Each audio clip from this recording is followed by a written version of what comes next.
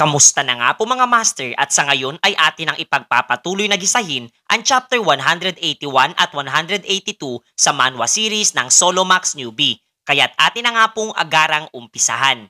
Kahit saan nga tumingin, ang buong lungsod ng Seoul ay kasalukuyang binabalot na ng kaguluhan. Kabilang na dito ang kinaroroonan ni na Maria na hinaharap etong isang halimaw.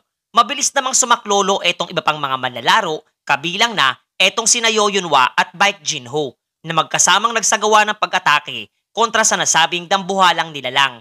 Kasabay nga ng pag-activate nito ng kanyang skill na tinatawag na Battle Cry, kasunod ng pagkilos nitong dalawang sadistang magkapatid at Jack Friedman na nadagdagan ng buff mula sa tulong ng skill nitong si Baek Jinho. Gumawa nga ng kombinasyong pag-atake etong sina Cassie at Judelo at mabilis na napaslang ang maladambuhalang kambing. Masayang-masaya etong sina Lee Tae-min sa kanilang naisagawa. Subalit ito ay madali lamang napawi. Buhat ng muli ay sunod-sunod at mas marami pang mga ganong mga nilalang ang nagsimulang magsipaglabasan mula sa napakaraming bilang ng Dimensional Rift. Kasunod nito ay ipinakita sa kwento ang isang panibagong karakter na naninirahan sa loob ng tore habang pinagmamasdan ang lahat ng mga nangyayari sa lungsod ng Seoul mula sa isang kakaibang bagay. Bahagya nga siyang nadidismaya sa klase ng mundo na matatagpuan sa labas ng tore na hindi aniya naaakma para sa kaniyang panlasa. Nagtanong nga siya dito sa isa pang nilalang na naroroon kung nasaan etong hinahanap nilang bilanggo. Buhat nang nangako siyang magpapakita ito matapos na magsimula ang outbreak. At ito nga ay walang iba kundi ang high floor manager na si Hastings. Sinigurado naman ito ng nasabing goblin ang kanyang naunang payag kaya't maghintay lamang etong babae niyang kasama at magpapakita din etong individual na kanyang hinahanap anumang sandali. Nakatitiyak nga etong si Hastings na hindi hahayaan nitong manlalarong si Kang Jin-hyuk na masira at mawasak ang lahat ng mga bagay na kanyang pinahahalagahan. Kaya sigurado siyang hindi niya ito bibiguin sa nais nilang masilayan at mangyari.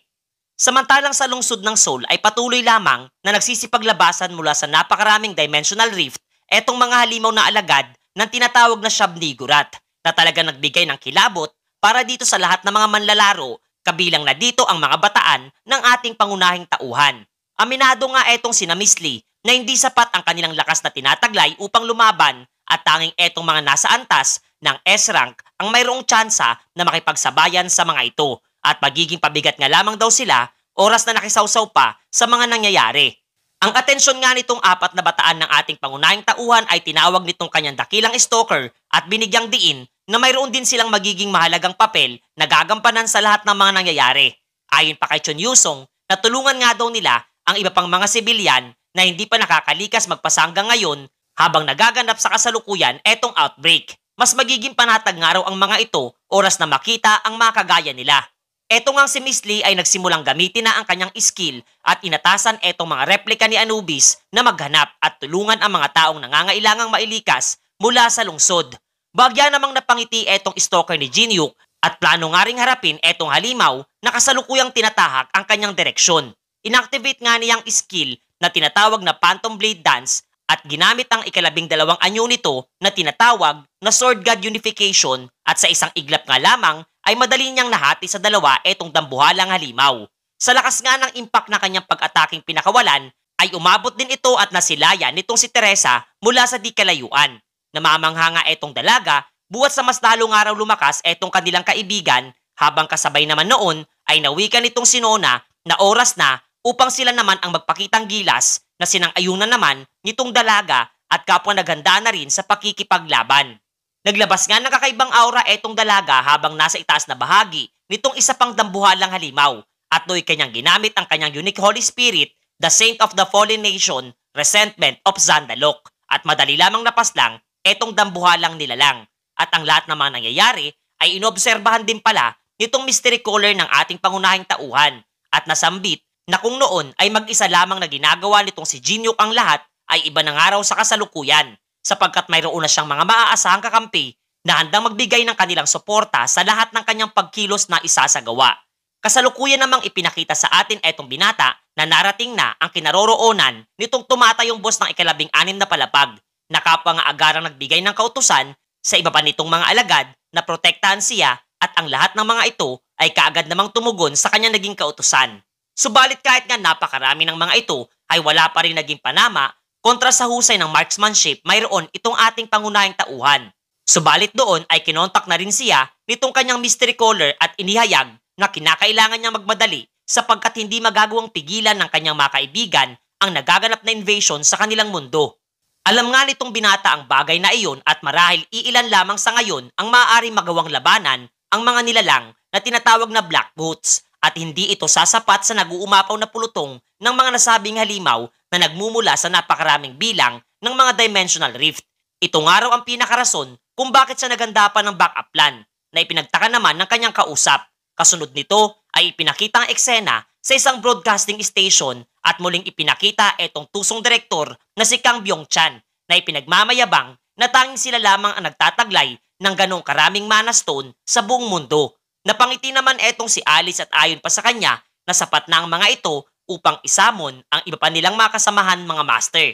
Agarang inactivate nga nitong babaeng vampira ang skill na tinatawag na The Thread of Conviction para sa item na The Mirror that Breaks Boundaries upang makalikha ng ugnayan mula sa mga nilalang na nasa loob ng tore gamit ang tulong ng mga nakolektang magic crystals at kasabay na muling lumikha ng mga panibagong portal sa mga lugar kung saan nagaganap ang pagsalakay ng mga nilalang na tinatawag na Black Boots. Unang ang tumugon sa tawag etong si Kalakal at ang kanyang mga mandirigma. Habang naguguluhan sa lahat ng mga nangyayari, etong mga manalarong nasasaksihan ang lahat ng mga ito. Subalit agarang pinahinto naman sila ng isang individual sa kanilang pagkilos na isinasagawa at inihayag na ang mga itong araw ay kanilang kakampi na masaya namang binati nitong si Kalakal sapagkat ito nga ay walang iba kundi si Jang Yun-sok. Sunod namang tumugon sa tawag etong si Andrea kasama ang mga baliw na miyembro ng kulto. Pati na rin etong si Ograkun II na kasama ang iba pang mga higante ng Giant's Fortress. Lahat nga ng mga ito kasama si Tibon ay naroroon upang magbigay di umano ng suporta para sa kanilang itinuturing na master. At kaagapay etong iba pang mga manlalaro na nagsagawa ng pagsalakay patungo sa napakaraming bilang ng mga Black Boots na nasa kanilang harapan. Habang masaya naman etong si Alice sa kanyang nagawa habang hinahangad na sana ay muli nang makabalik etong si Jinyuk sa kanilang mundo.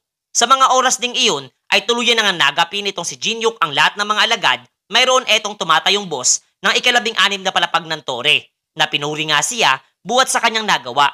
Ngunit wala namang paki sa kanyang naging payag etong ating pangunahing tauhan at nagliang tinapos na ang paghihirap nitong nasabing reyna ng mga insekto na siyang naging hudyat ng pagwawakas ng special quest na ibinigay sa kanya ni Vendivia.